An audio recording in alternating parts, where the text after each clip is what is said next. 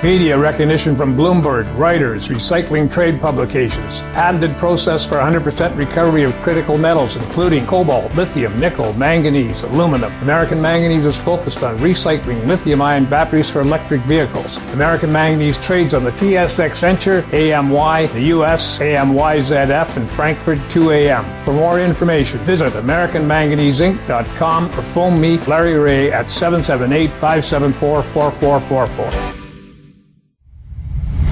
You're listening to HowStreet.com radio, available online at TalkDigitalNetwork.com. Welcome to HowStreet.com radio, the online source for market opinions. Here is Jim Goddard. My guest is Danielle Park, editor of the popular blog Juggling Dynamite and president of Venable Park Investment Counsel Incorporated. Her websites, JugglingDynamite.com and VenablePark.com. Welcome back to the show.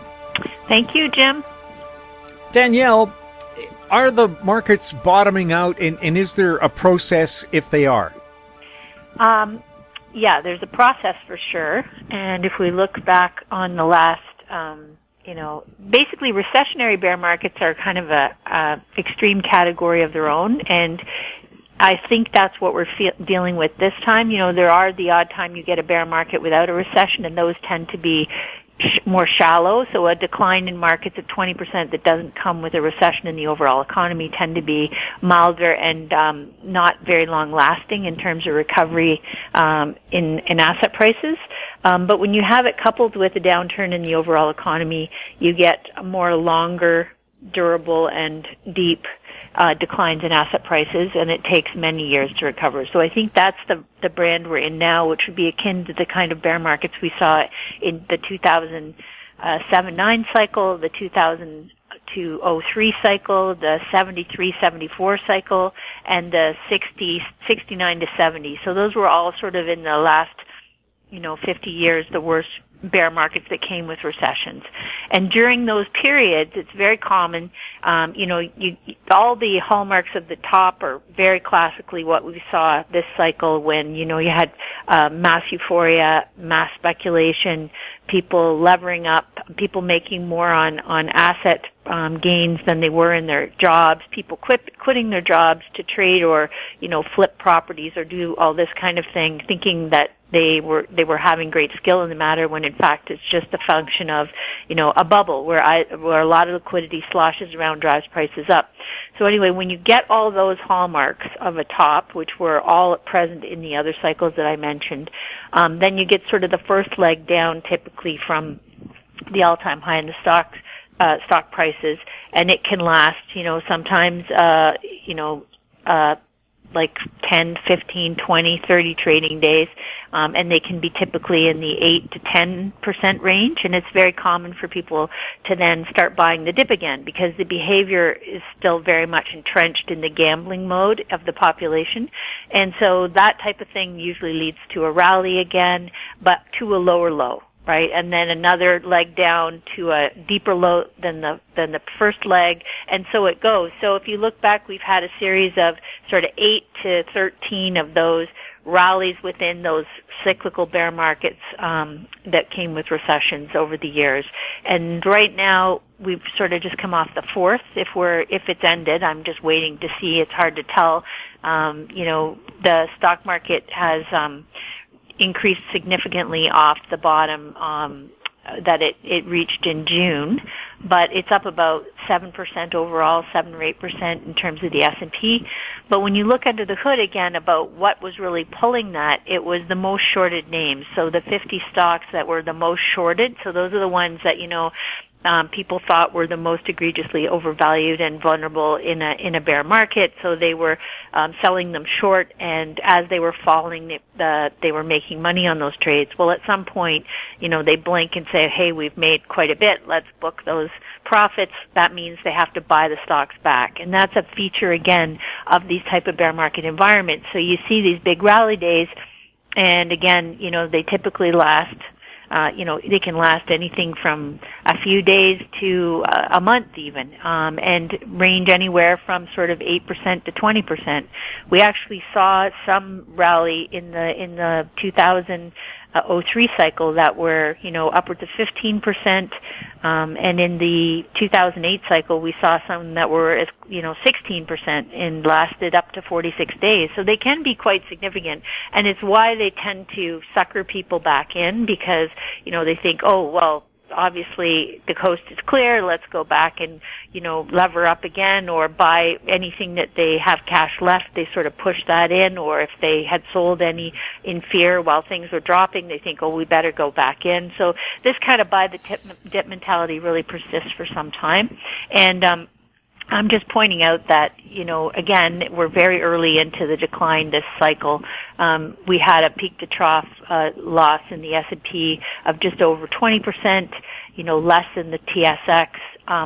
But we've got a lot of the leading sectors like the Russell, the small cap stocks, the NASDAQ, those things down more towards 30% before this latest bounce. And the commodities, a lot of the commodities which are, again, that link with the global growth story and whether we're heading into a recession, those things, some of the key staples are off, 20 to 40%.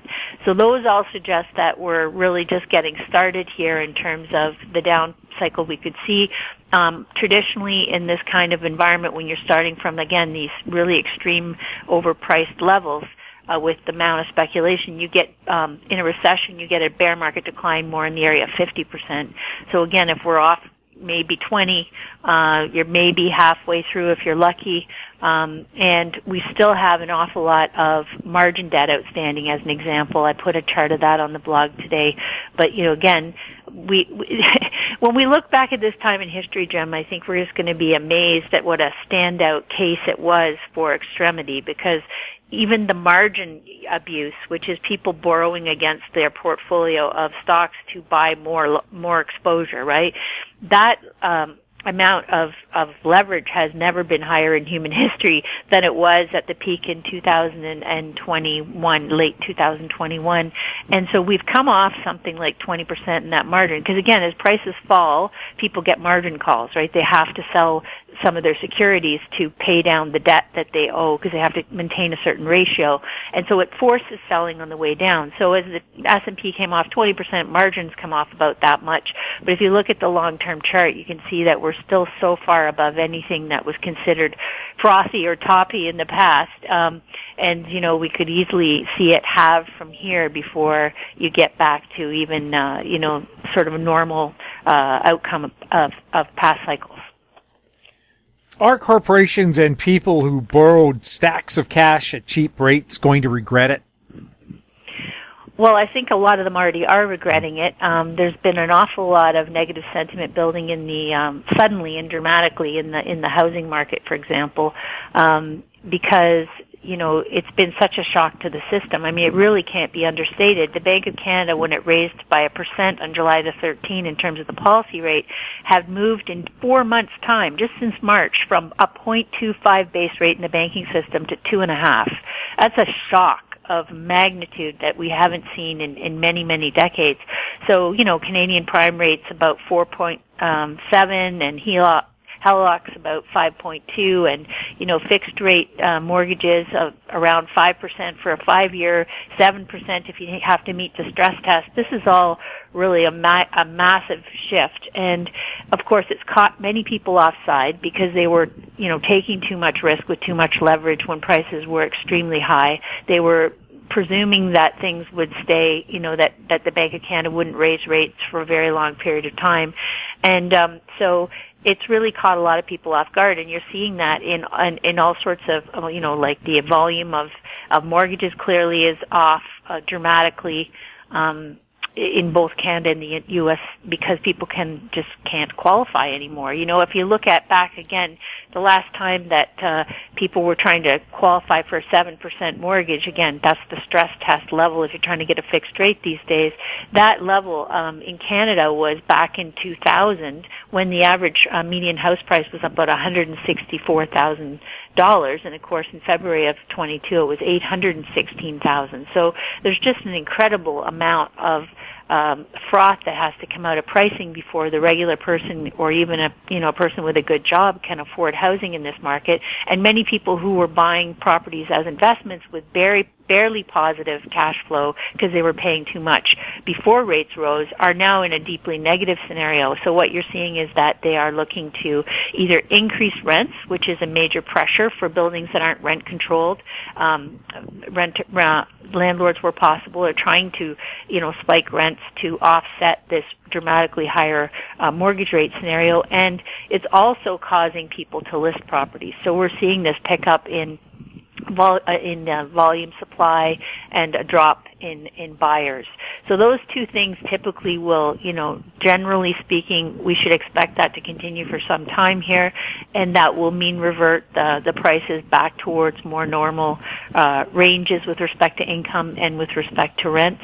So I think those people that bought in the last couple of years, or bought in even in the last few years with a lot of leverage are going to be struggling and looking to lower their exposure. So that's a painful adjustment on many levels, as well as for the economy, because we've become so dependent upon housing as a driver of growth, and not just here, by the way, of course, China being one of the the poster children for this type of thing in the past decade. They've really doubled down on housing as a way to promote their economic growth, and you're seeing the wheels really come off over there, right, where housing has been falling, and some 65 or 70% of household net worth in China is dependent upon whether they have equity in their primary residence, many of which they were buying, family members pool resources to buy these assets, thinking it's the only way they're going to make any sort of savings, and sometimes can't even afford to live in the properties, but are trying to rent them out just in the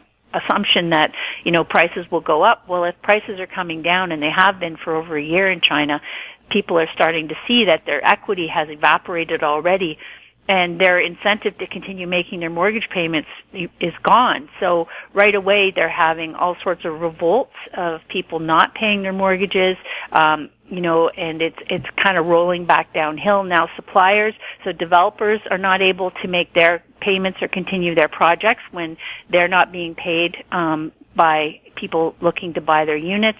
And then you've got suppliers now revoking on their payments and not making deliveries, not because they're not getting paid from developers. So it's really trickling downhill and causing a lot of discord and upset in the Chinese economy. And of course, there's a connection there with Canada, right? Not only on the commodities front in terms of our exports and the things that we try and sell to pay for everything else in our country, but also with respect to the inflows we were seeing for a long time with respect to Chinese investors coming into Canada and the Canadian real estate market, which we know has been understated to a large degree. And as this goes on, we're seeing more of that come to light. So I think it's really crimping that cash flow at the same time that our domestic buyers are being hurt or unable to continue to consume housing at the pace they were doing. And then, of course, the other thing is that all of these incentives over the years, both on the fiscal side through CMHC backing, through governments allowing us to have the personal residence exemption, between policymakers trying to constantly drive rates low on the notion that low rates help consumers. Well, actually, what the studies confirm is that low rates actually help people get into more debt and help housing become more expensive so that people have to take on more debt to have it. So the Bank of Canada had already acknowledged this in research last year. It's been quite evident to many of us for a long time.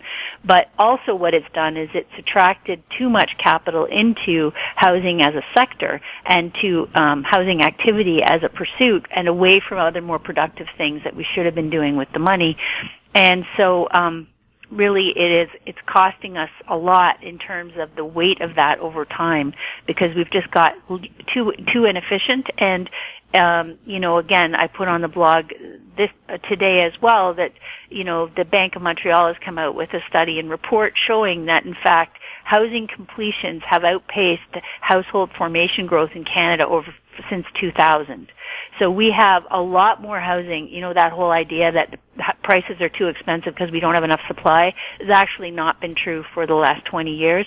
And we have a lot more housing units than we have a household's ability to buy them. And no, immigration can't save us because, even if we can reach our 400,000 annual goal of people coming in, those people are not going to be able to immediately step into, buying up brand new homes, especially at the prices. Many of them are just trying to get a foot in, get started, get a job, start becoming taxpayers, consumers, and then eventually investors. So there's a big disconnect there. So I think, and again, we're not the only country that has this problem.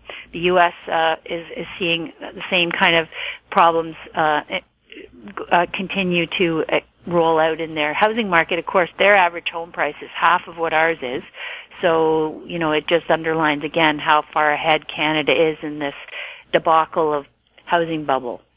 We'll have more with Danielle Park right after this. Don't miss out. Stay informed. Receive the HowStreet.com weekly recap with thought-provoking podcasts, radio, and articles delivered to your inbox. Sign up for the HowStreet.com weekly recap on our homepage at HowStreet.com. Welcome back. We're speaking with Danielle Park.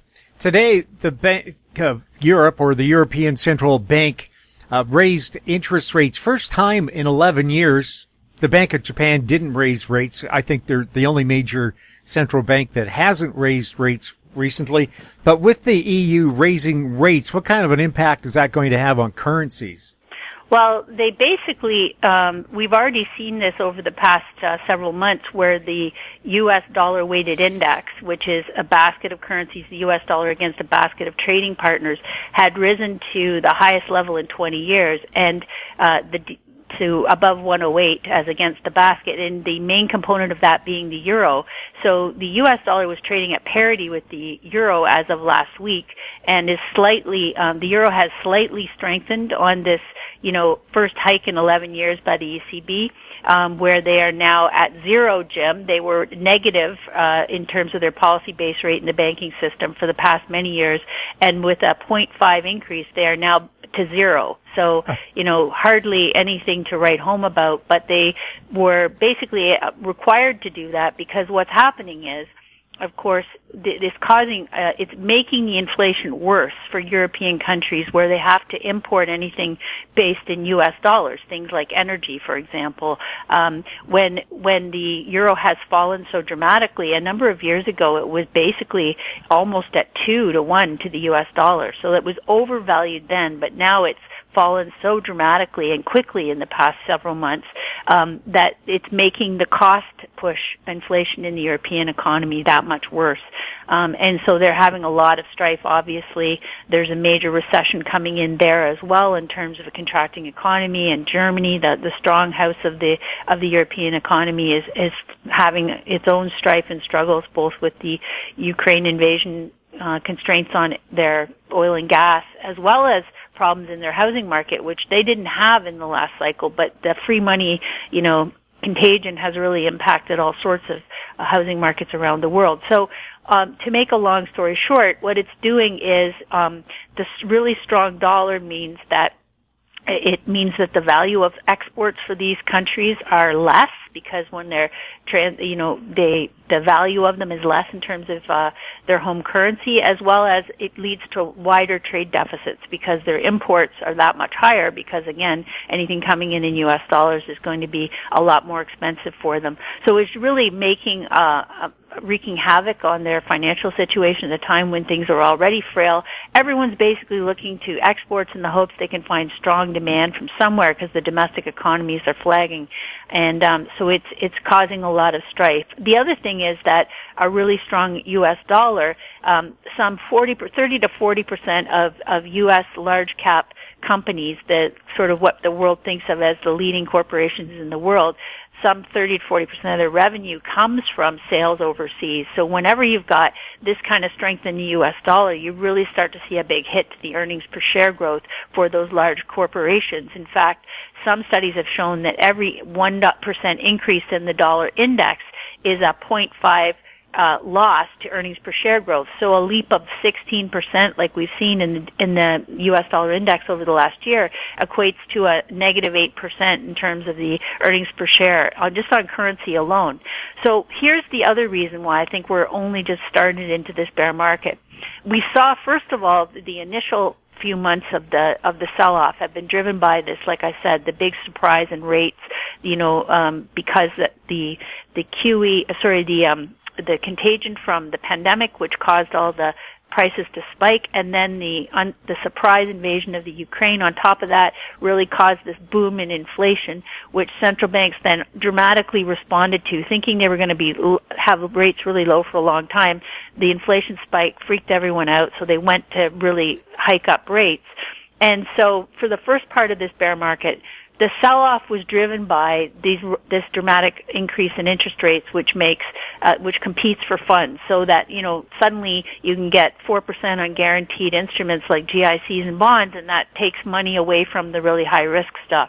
So that's the first leg of it. But the next leg of it is the fact that so prices come down somewhat, but analysts were still predicting very strong earnings growth for most companies, for the large public companies, as they looked over the next year. And that is always the last thing. Because they tend to be long always or working for the sell side, they tend to be overly optimistic and always projecting very strong earnings growth, even when you've come off of record earnings growth, a double-digit pace.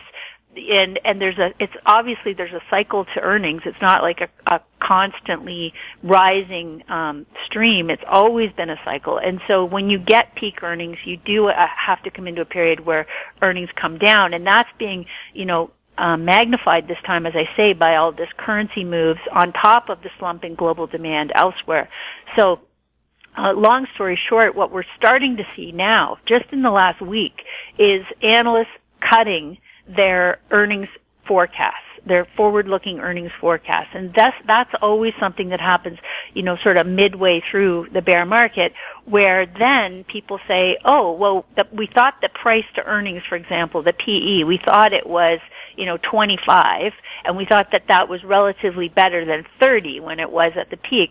But now if you're going to take a slash to the E, and they're going to come off significantly, which is typical to see a 30 or 40% decline in the earnings number when you come into recessionary periods, then all of a sudden the PE, or the valuation for the stocks, are much higher than people thought, and the value is not nearly as good as many were, maintaining.